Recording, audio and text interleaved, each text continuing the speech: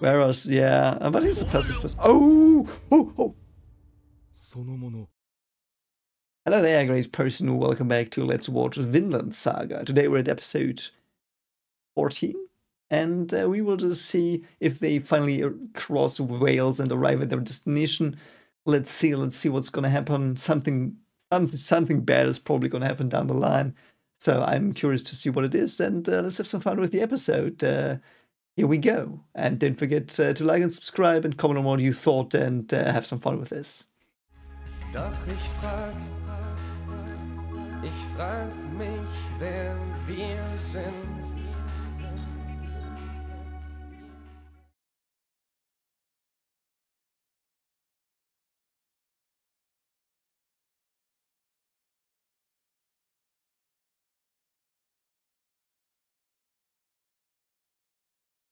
So we start with a snowy field, of course we do. So did they get lost in the snow? Oh, that sounded like, yep, an ex killing someone. Great.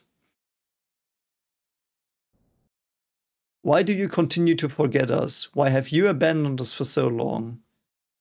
God. Do we really have to be pure? Ooh, she's also praying to a tree. Why? And who is she? Is she Askeladd's mother? Yeah. That is so interesting in Christianity. Many people interpret as I've heard that God is going to punish you, but I do think the world will punish you. It's more the sentiment of if you do this, you will get, like, something will get back at you for that, most likely. That's how I see it. So, yeah. Ooh, an angel. Angels can be so freaked up.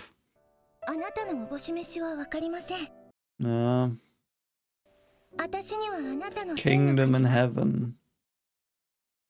You know, it's reminds me of Vinland. Kingdom in heaven, paradise, lush garden. Because it's depicted like Christian heaven a bit. So Anna. Oh, she's called Anna. Okay, so it is not Askeladd's mother. It's just someone called Anna. Ooh, there's a knothole. What is that knothole for? I feel burdened that you watch us.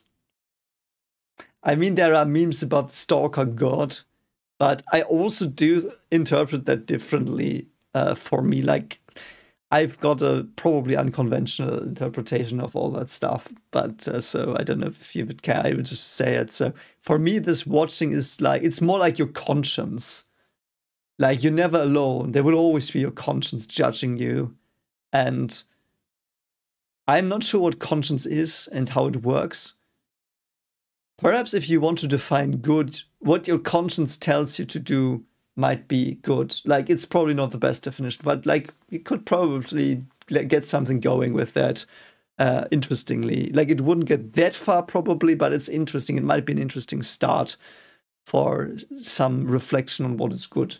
But conscience is like very important. So yeah, I do feel I equate some of God's aspect, like this watching you everywhere you go. It's like conscience. It's like a part of yourself.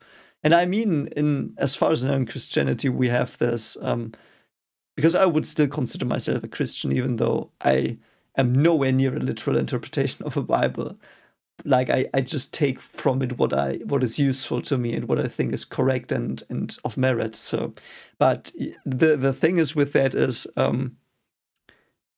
like, God is in all of us, so to speak, as well. And one of those aspects that implies to me is like it tries to tell us, hey, conscience is important. Like, it's like not all it does, and there are more nuances about all of this. Of course, it's just an aspect I find interesting. Like, it's by no means the whole thing. And this is Jesus, Light of Dawn. Is Jehovah Jesus' Hebrew name? Renew our days as of old. So we've got the monk again. So the flashback. See no evil, I think. Was that the see no evil statue? Oh, they're still talking to the priest. Yeah, the priest was friendly with them last time we saw him, and the priest still drank. And yeah, so they are brothers. Yeah. Oh my god! Don't say that. You're gonna die. Teamwork. Yeah, you're gonna die, mates.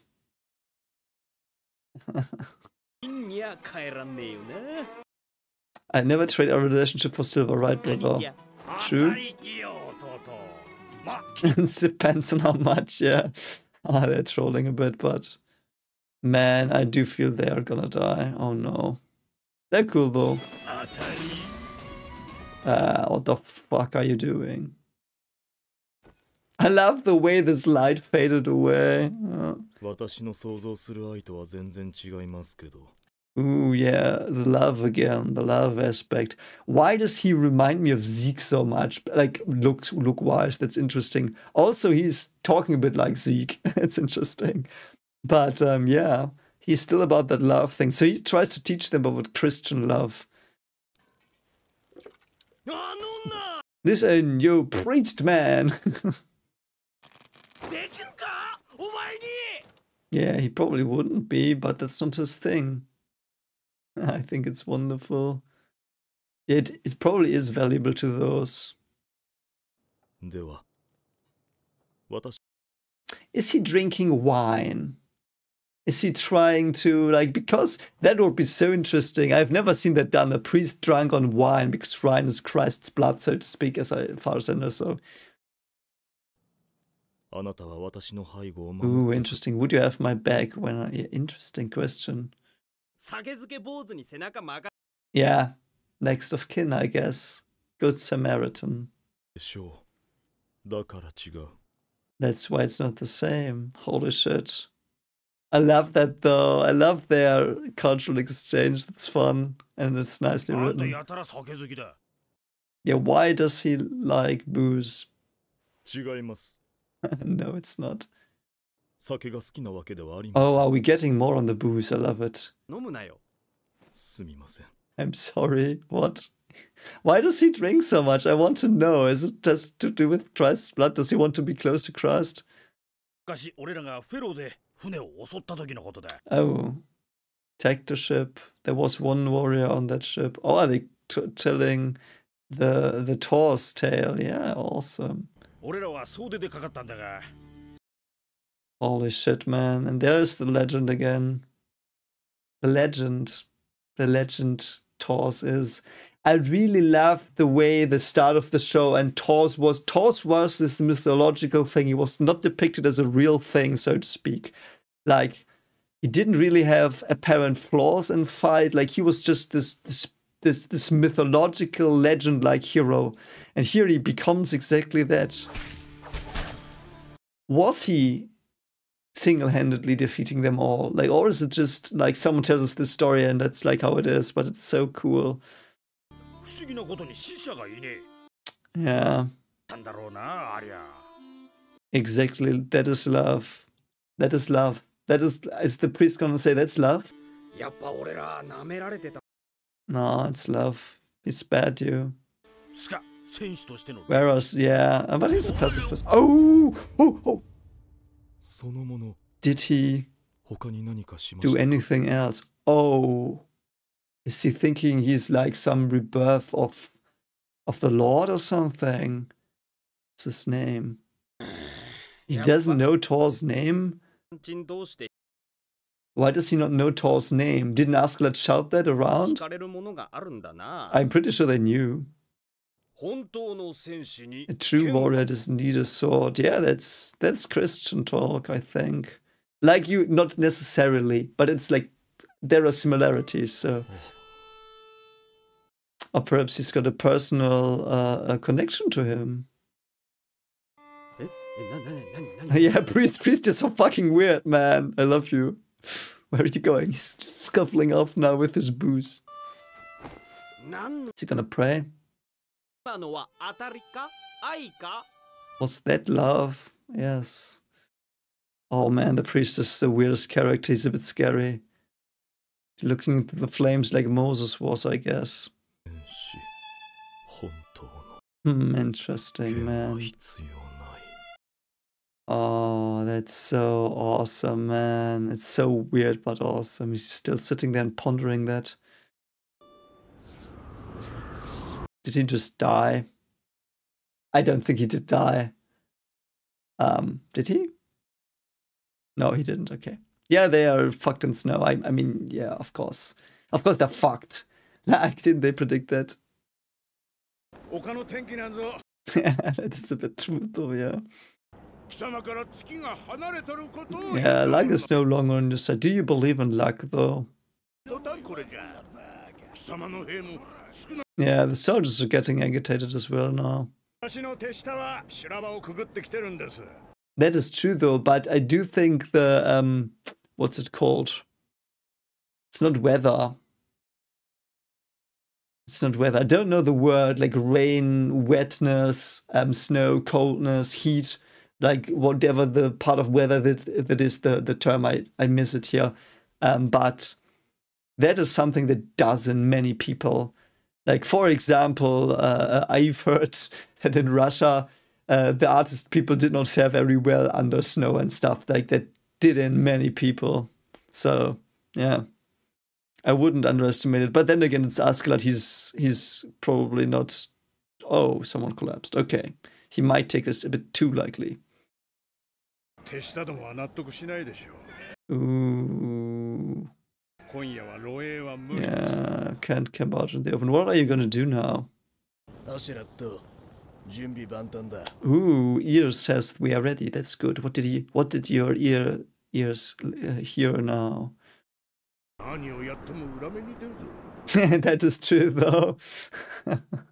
Ragnar's a bit superstitious. Shouldn't Ragnar also be...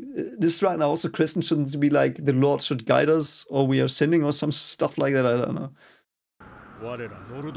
Oh, he's just gonna plunder that village. Oh, are they gonna find Anna? Oh no. Oh man.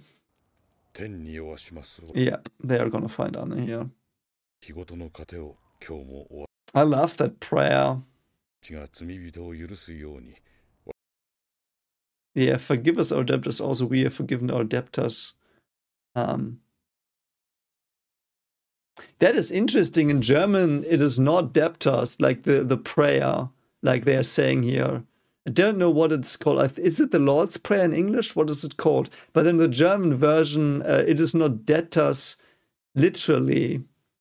It is also debtors. It says that, like, literally... Oh god, I'm not making this. I'm sorry. I will try again. So in German, we would it would be more like translated forgive us our sins, and we will forgive those people who have done sin on us. That is more what it is like in German. Like, it doesn't say that, but to me the connection is there more. So it is interesting that this is purely debt.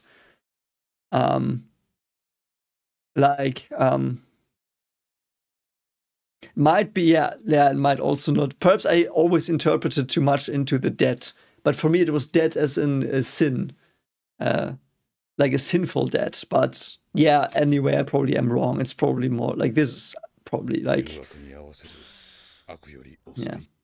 yeah, those two boys. That's so sad. So the boys are doing bullshit as all boys would do in church. I've heard like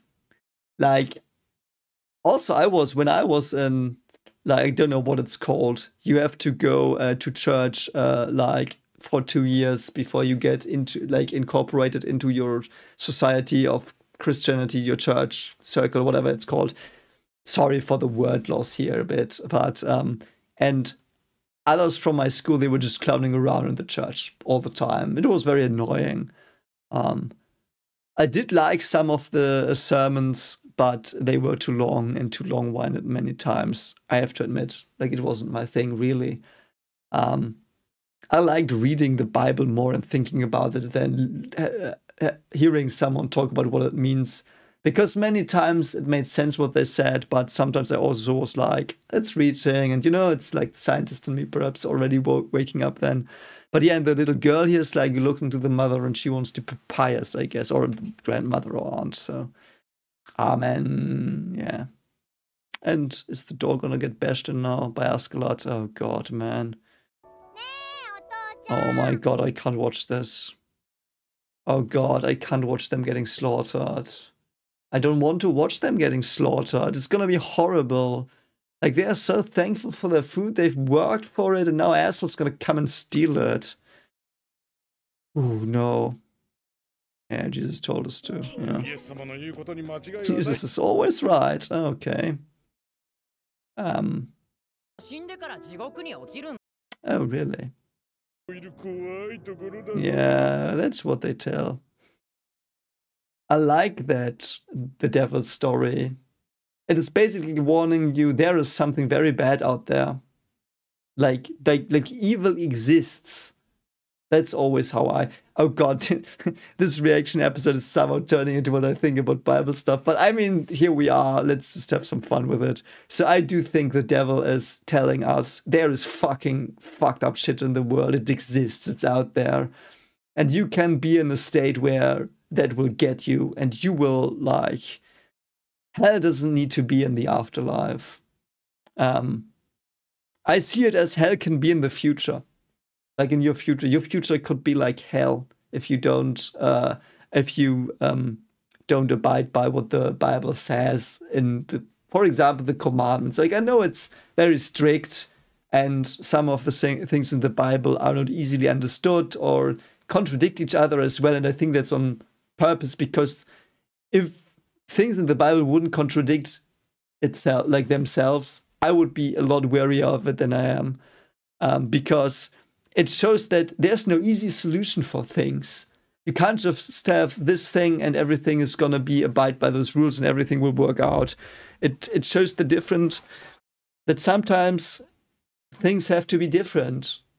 Like in situations, like sometimes you have to act different even though the situation seems to be the same. You know, it's like something like that. But yeah, and the story of hell. I was afraid of hell when I was a child. I wasn't afraid because someone told me in church, or someone told me, like my parents didn't tell me scary stuff about hell. Someone who I went to children's church, so to speak, did. Like, with a little group, and it was basically just reading some verses, but then like doing some cutting paper stuff and like having some fun as children. It was basically, so parents had some time off, like, and with some belief in it, but it wasn't something it wasn't something pressing. It was just talking about stuff sometimes as well, like what did they mean in the stories. So like, what do you think about the story? Very, very reflective as well. And there was one child I went to, it was a neighbor of mine, and she was like, she told me when we went back from that place, she told me sometimes when you go to sleep, there will be a hole in your room under your bed or next to your bed, and it will open up and the devil will come. And the devil will just get you and drag you down to hell. Sometimes that just happens. She told me that story. And I don't know where she heard it, and I was fucking terrified by that because it was so random. It didn't even have anything to do with belief for me. It was just a hole opens and the fucked up monster is gonna come get me at night, sudden randomly. And she was like, "Yeah, you can do a little glass stone or something. You can put it to your bed, and then it will not come." Perhaps that symbolizes a bit as well. If you believe, you might be shielded a bit from the evil in the world. But then again, like, so that's, but that again, it is basically telling you, hey, sometimes fucked up shit just happens to you. Like at night you can have a stroke or something, or like the ceiling can collapse. Stuff can just happen to you. Or people can stab you in the back randomly. You know, it's like that. That is what I get from depictions of hell. And I understand why people take it literally. Some like that there, if you die, you go to a place. That's a lot better. It is a lot more surefire way to make sure that people don't do stupid thing as if you tell them, hey man, if you do this in the future, you might have some serious problems, like, but you can't reason with that. So if you tell them the story, there is hell, and you will go there if you do this, like, it's more of a, it's more tangible, though it also can be misused terribly. Don't get me wrong, like, holy shit. Like, in my case, with the story my neighbor told me, fucked up shit, man. That was abuse of that, but it also taught me stuff in the end, so I guess be wary of some hellish shit. God, I'm sorry, I also don't... Yeah, everyone's scared of the devil. Yeah, good. Oh God, they were gonna get slaughtered and I will be like, oh God, I will go to heaven, at least I prayed. Oh God, no. Why doesn't it make sense? What do you mean? But Father, why did God decide to pass judgment on the world all of a sudden? What does that mean? Is that something in the Bible? Is that again Armageddon? We get some Armageddon vibes, yeah. So I don't know what the Bible says about Armageddon. I should read that. Like, I've skipped through it because I like the weird shit that's supposed to happen, like weird monsters coming. Like, who doesn't like to read something like that as a horror fan? But yeah, I should read that, like the Judgment Day stuff in the Bible. I should read that one day. That would be fun. It would be terrible, like, terrifying, but like terrifying ideas. Like, because I do think we are over the due date already. Like, years in the Bible, they didn't get that good, or well, whatever. But that's also not the point, I feel. Yeah. So they think Judgment Day might come. Oh, what the fuck is that? What the fuck are you? Oh, yeah. Yeah, it's Judgment Day. That's the devil with a snake. Ooh, are the Danes really evil, though? Yeah, perhaps they think that's Armageddon. I wonder also if this Armageddon stuff, it's more like, be wary of the future, it can go to shit if you're not careful. Like, it always think that there's something terrible going to happen, because then you could try to fix it.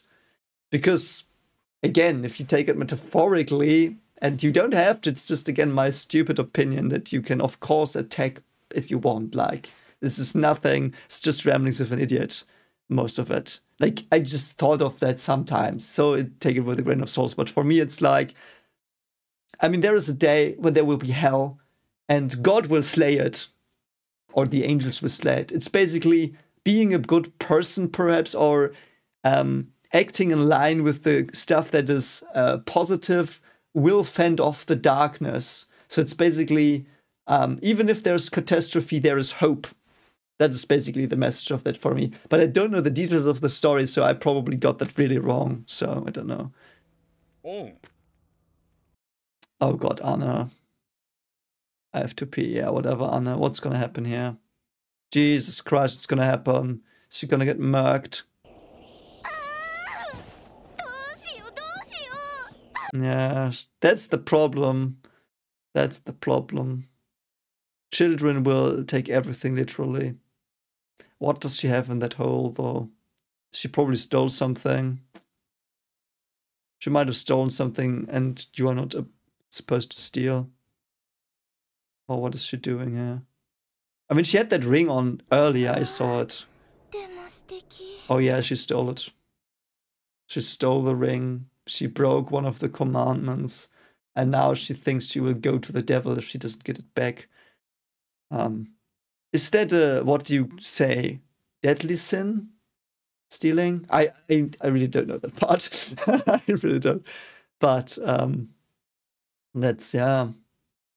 But I do think this is what it does. Like, yes, this girl thinks there is a monster coming, getting her. And you might argue that that's not good raising children. But then again, sometimes you're like Ratna. You are like too soft on your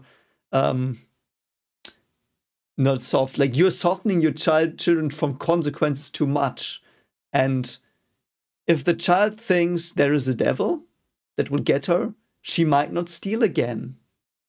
And in the end, the devil is what will happen if you don't abide to your conscience, because it will not be like a monster coming here, but it might be society being like, hey, you stole, I don't trust you anymore. And losing trust in society, especially in these times, dangerous stuff. You know what I mean? That's like... But then again, that is something as well, as far as I know, and I do a lot of research on that, so that is something I really know. Most stories will be almost taken literally until you're 12 or 14, until puberty hits, because abstraction is hard. Like, it is possible, don't get me wrong. Like, many models or hypotheses are like, yeah, you know, there's no abstract thinking below 12 or 14 or whenever puberty starts, but there is some, very roughly. Like, you can teach children to calculate from 1 to 10 when they are like 8. Like, it works. It just takes a year or half a year. That's why it takes so long, because it's like something that's very slow. The older you get, the quicker it goes. And in puberty, your nerves are recoated with different conductive things, so to speak. I do it a bit easier here than it really is, but, you know, it's basically it. So there's like this jump where connectivity of your nerves and stuff, for example, is heightened so much, and then you can abstract quicker, a lot quicker. And that's why it appears that you don't abstract when you're younger, but you do. It's just very slow. And also, by the way, perhaps a fun fact, that's also why in puberty, like the hormone stuff and, you know, your feelings, you like, there are these more primal things that you have as values, like, let's say, boys and girls discover each other and stuff. Yes, it isn't part of because of hormones, but it is also because the circuits in your brain, like, that are more primal, are super coded first, so to speak, and the later nerves are then they follow, and then if everything's developed, you're like in balance again between cognition and affection, cognitive and affective ability, so to speak. Like, so I hope that didn't bore you, but yeah. So so telling children these stories, they will believe it's real. That's also why children will believe monsters are out there coming to get them, really. And one day they will understand, hopefully sometimes, not always, of course, and that's a problem, I think, if they don't, that these things are metaphorical. There's a metaphorical devil. And it has utility, like all the stuff in the Bible or in other religious texts did have utility, that's why it survived. My opinion. Again, opinion, not me talking about my expertise anymore. So, but I think it's likely, because it's an evolutionary process of society. Like, that what works survives, and it is ingrained in these texts and stories. And I'm not only saying it is the Bible. Like, also Norse mythology, like myths, like Arthurian legend. Let's take that one. We love it. Most people do. I do. Like, it's not a true story. Or, like, it's not a real story either. But it is a story with great utility. And as I've said as well in the 3 body problem reactions, we had that discussions a lot. But so I will just quickly do it here, because this is going to be a longer reaction, I feel. The thing is the story real or like, the question is a bit misleading. I would always ask, is the story material? Like, did it really happen? And is it of utility? And the first part doesn't necessarily matter. If you know a story really happened, you are more likely to listen to it and pay attention and value it higher, perhaps. But it is still the utility part you're interested in, because it's like a tool. Stories give you tools to move in the world. Anyway, like, for example, the Bible gives you many tools you can use. Yeah, he probably would forgive you then, or perhaps he wouldn't. I don't know, though. Yeah, she stole it. Oh god, now she's probably gonna die thinking she's gonna go to hell. Yeah, the devil has tempted you. Like, the darkness inside you, the Jungian shadow, I would say, as well. Also, look at how brittle her wrist, her finger knuckles are and stuff. It's like so sad. But it's a harsh situation as well. It is not that easy, like in... I would agree you shouldn't steal. But the thing is, just I get her perspective. Like, she's poor and she sees good stuff. Why not take it? Because the societal contracts makes you like not do it. Because if you do, people will distrust you, etc., etc., what we've been through. So, you know, it has utility, that story of the devil, but I mean, it might even be real, but it doesn't really matter if the devil's material even. I would even go that far. Doesn't matter if the devil's real in the end. If he makes you act in a better way, thinking of the fear of him. You know? Don't know. But it's you can probably content me on, or whatever you say, like, there are probably many things I said that are not completely thought out and stuff, so, like, don't take this for, like, the perfect statement or anything. It's just me rambling here and thinking actively a bit, so. Yeah, it looks so pretty. Yeah, and there's Björn. They're gonna kill your family now. Fuck off, man. Oh god. Yeah. Oh my god. Oh god, I don't want that family to die. They seem to be good people. At least the father is, but that's also something, like, it's basically teaching them how to behave in society. Like, I know it's like they use monsters, but you use Santa Claus. It's the same thing. You know? Just that Santa Claus isn't that proven because it's not that old. But yeah. Hi Björn. Gonna slaughter that family now, right? Can't you just rob them? Do you have to slay them? Yeah, you found dinner. Oh god, man, Björn. But thou hast utterly rejected us, thou art very wroth against us, yeah. He's thinking this is because of her, which is it's not. Oh, someone survived, I think. Oh, he tries to warn them. Oh, no. Wow, that is so sad. That is so, so sad, man. Holy shit. That will scar her for life. That is the problem with these stories, though. Like, you might take them literal, and you might see cause and effect that's not there. There will be cause and effect, I believe. Like, I do believe there will be cause and effect with you steal, for example, but it's not like this. Like, there's no higher power reaching down directly, I do think. You know? Oh god, please don't slaughter them. Oh god, man. Holy shit. I hope he realizes he's being robbed and just gives it to them. Oh. Yeah, at least they are, like, pretty passive. Björn, don't be a dick, man. Oh, that's how we met them. It's easy to forget that, like, just because we've been with these characters, they're still the same people that slaughtered Thors. Like, they are. Don't forget that. Don't get lulled into, like, them, like, us knowing them, and yeah, I know. Man. Yeah, he's going. At least he didn't outright slay her. See, they at least don't slaughter them immediately. Holy shit, man. Yeah, that is so dark. Did he give them the food? I mean, basically they killed them all. Like, even if they are alive still, they don't have anything to eat. They will just starve in the winter. Like, death sentence for them. It's even worse. Even worse, man.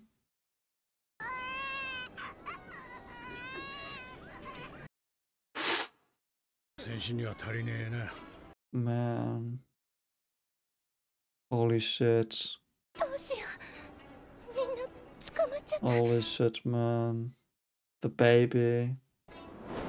That was so harsh. Those times were so fucked. Like, those times, people say they want to live in times like this. That's what you get. Man. I don't think the priest cares. Yeah, he wants to talk to them. Askeladd is gonna pretend he doesn't, I think. Yeah, man.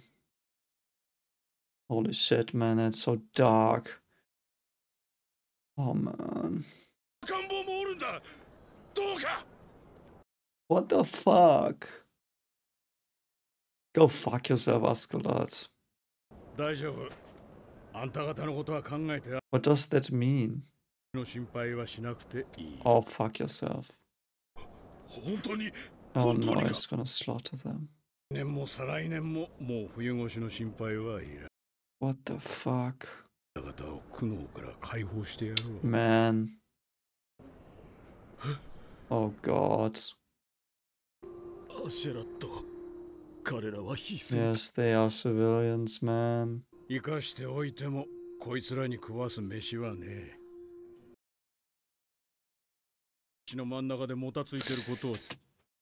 Like, these times were survival of the fittest, and that's so fucked. They made people into animals. You know? Man. This is so harsh. Like, here Askeladd is the devil in human skin, so to speak. What the? What? Oh my fucking god, man. Yeah, they are Christians. Yeah. Oh, that's the card you're gonna pull. It's for the greater good that you don't give a shit about. Nah, man. Holy shit, this is so dark. Didn't think it would go this dark. I love it though. Like, in that it makes you confront the harshness of the past. And she will just see everyone die. She will think it's them. Holy fuck.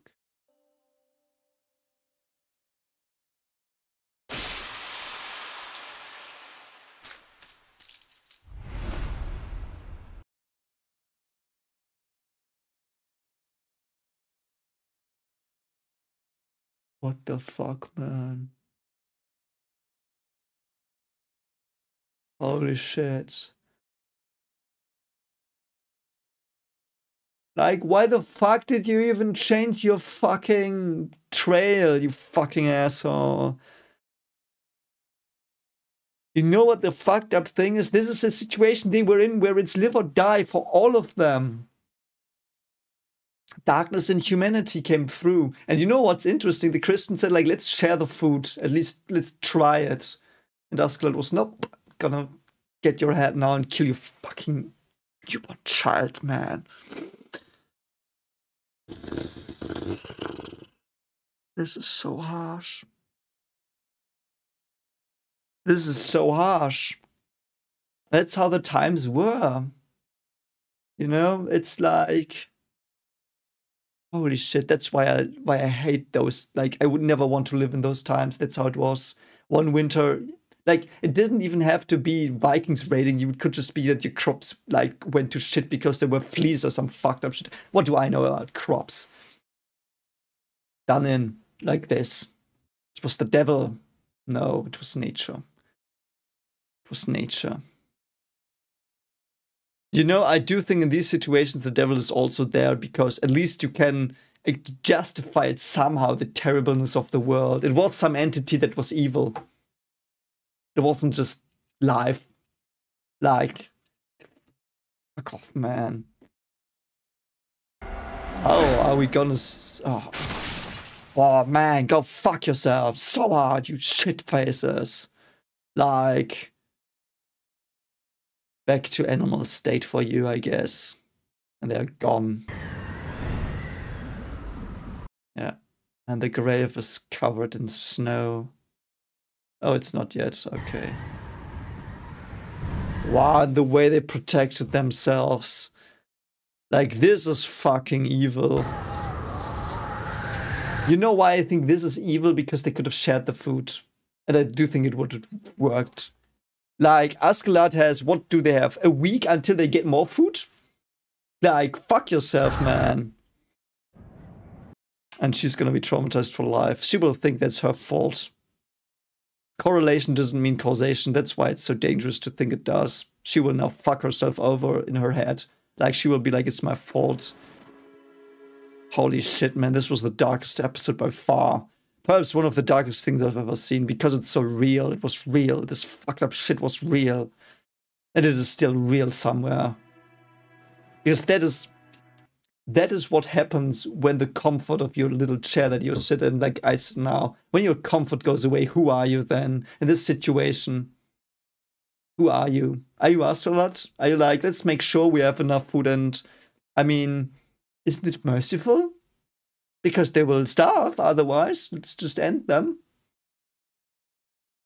Holy fuck, man. Because it's so easy to say as well, and I said it, I think it was evil what Askeladd did. And I do think that. But in these situations, it happens. And it's easy for me to say and analyze it, but when you are under stress, who knows what the humans do?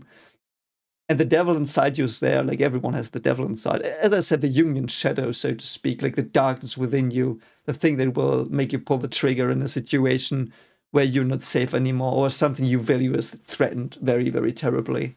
Something you love that will come out and do some terrible shit that is inside everyone. But, man, holy fuck, man. What the shit was this? And Torfund, I think, didn't take place in that. And she's just like, what's she gonna do?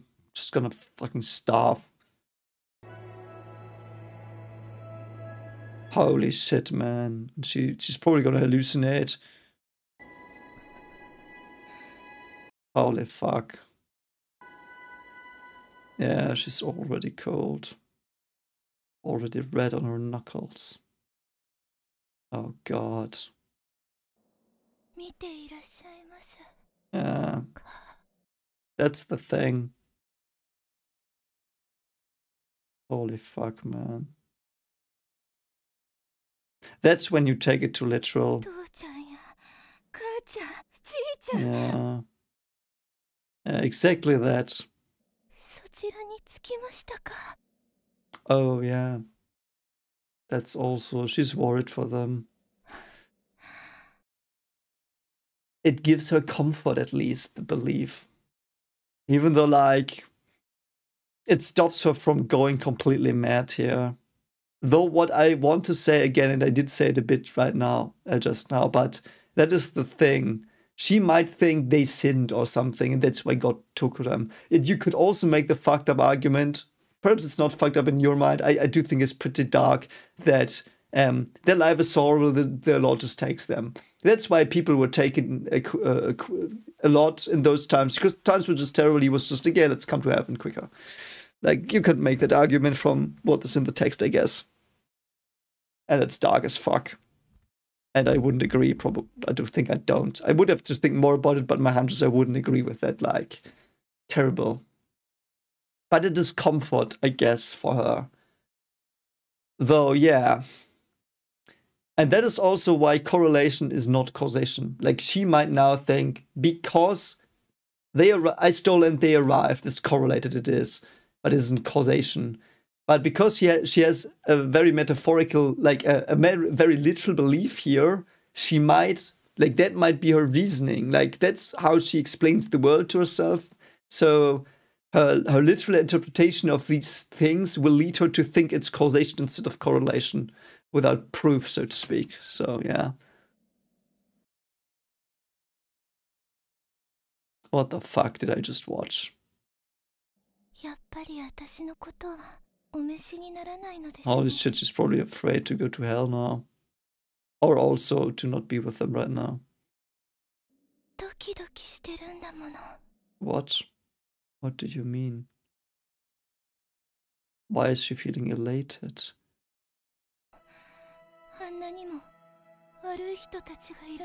Yeah.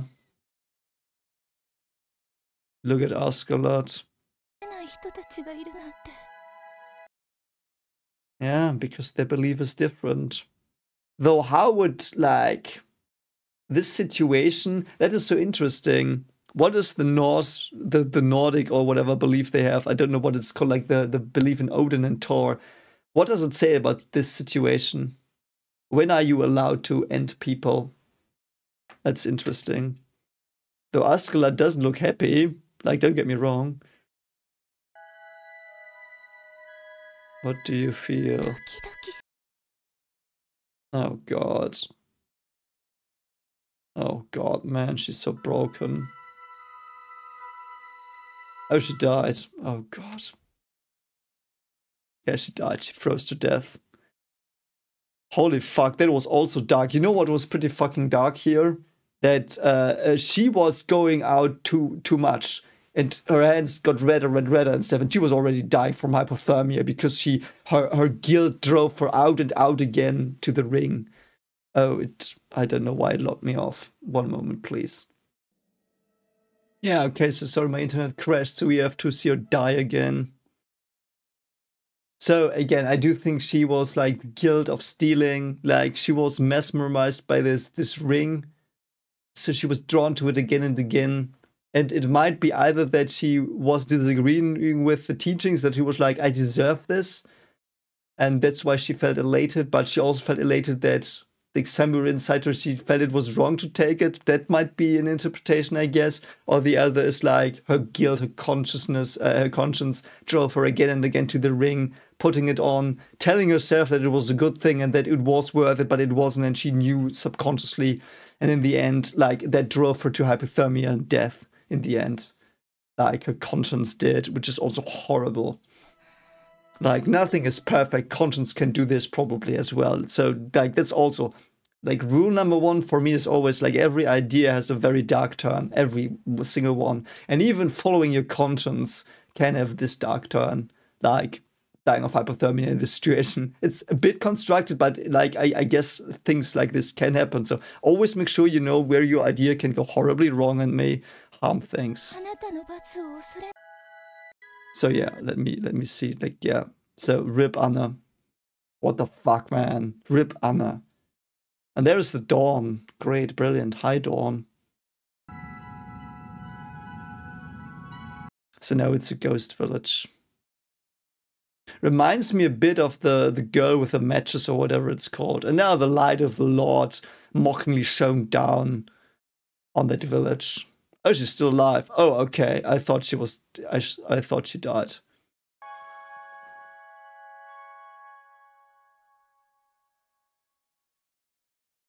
I do think she died. My headcanon is she died. If we don't see her again, I think she died. Because that would, like... God, it's so dark. Because it's... I don't know. It's not clear. In my head, she died. She might have not died and just regretted it and all the stuff, but... You know, it's like... Jesus, fuck, what was that? What the fuck was that? God, man. Askeladd, why did you have to take that road? I mean, the bad luck was basically them having to end the people that Rana was talking about. The thing is, like, they are all like people who have done evil shit. Like all the people Thorfinn is with now. Thorfinn himself is evil as like that he is, but he has done evil shit, and it will. I hope they will get their comeuppance for that. Like I like Askeladd in that he's a tactical guy. He has some values and he stands by them. And there are some romantic parts about him, even with his mother, I feel like romanticized, like where he's like, yeah, this is like, I need to do something good for my mother. Don't know if it's called romanticized, but you know what I mean. But man, he just like was like, okay, mercy, I'm gonna mercy end you all. So at least we survive. In the end, a selfish act. Like not very Christian, but I guess here Christianity died, and the other belief, the Norse belief, was evolutionary superior. I know that sounds dark, and it's like, but on the surface level, holy fuck, man. And that was tragic. That was one. I do think it was the best episode. They're like all the episodes are very good here, but this one was exceptional. A lot to think about, and again. Before I say, don't forget to like and subscribe and comment. Also, make sure you comment if you disagree, because these things are like, some of them are probably off-the-cuff remarks even. You know, it's just stuff like I would say in the situation like this. Perhaps tomorrow I think differently about some of the stuff even. So if you have other opinions, always feel free to voice them. That's what the channel is for a bit, to get different views. And if you disagree with stuff, like, feel free to just disagree. Like, please do that. Like, I'm not someone who's like, no, your opinion is wrong. Like, so anyway, I hope you enjoyed this somehow. I did and did not both. So see you around. Take care. Bye. Also, if you want to support my horror content, check out volume 1 of my horror series called Remnants of the Old Truth, which is available for free as an audiobook on Vidith22's horror channel. Link is pinned in the comments. Thank you so much for watching, and take care.